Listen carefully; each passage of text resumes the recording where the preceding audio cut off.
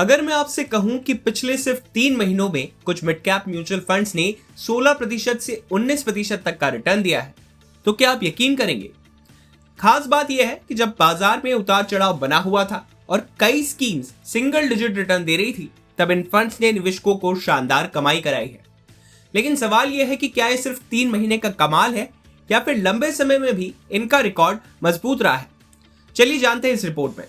सबसे पहले बात करते हैं HSBC मिड कैप फंड की। इस फंड ने पिछले 3 महीनों में करीब 19% का रिटर्न दिया है। वहीं पिछले 3 सालों में इसका औसत सालाना रिटर्न 27% से ज्यादा का रहा है।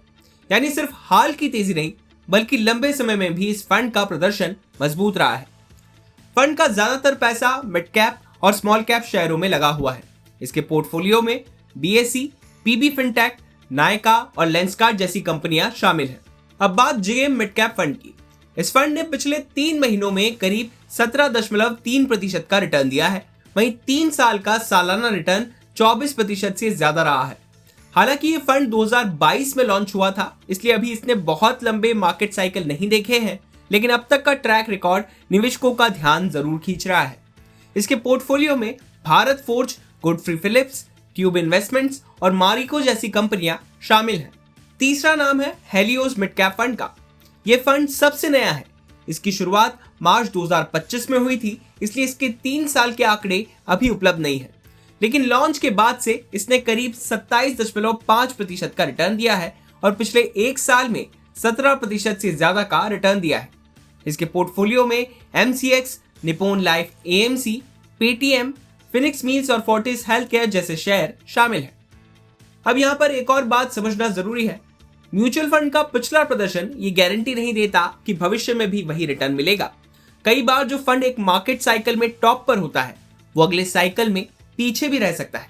इसलिए सिर्फ रिटर्न देखकर निवेश का फैसला नहीं करना चाहिए।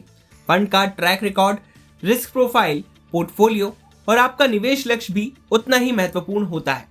तो कुल मिलाकर HSBC mid cap fund, JM mid cap fund और हेलियोस मिड कैप फंड ने पिछले 3 महीनों में शानदार प्रदर्शन किया है। इनमें से HSBC और JM ने 3 साल के दौरान भी मजबूत रिटर्न दिखाए हैं, जबकि हेलियोस अभी नया खिलाड़ी है, लेकिन तेजी से चर्चा में आ रहा है। आखिर में आपको ये बता दें कि ये वीडियो केवल जानकारी के लिए है, निवेश की सलाह नहीं है।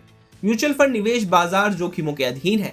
निवेश से पहले अपने वित्तीय सलाहकार की राय जरूर ले लें। अब सवाल आपसे है, अगर आपको मिड कैप फंड चुनना हो तो क्या आप हाल के रिटर्न देखेंगे या फिर लंबे समय का ट्रैक रिकॉर्ड? और अगर इनमें से कोई चुनना हो तो कौन सा फंड चुनेंगे?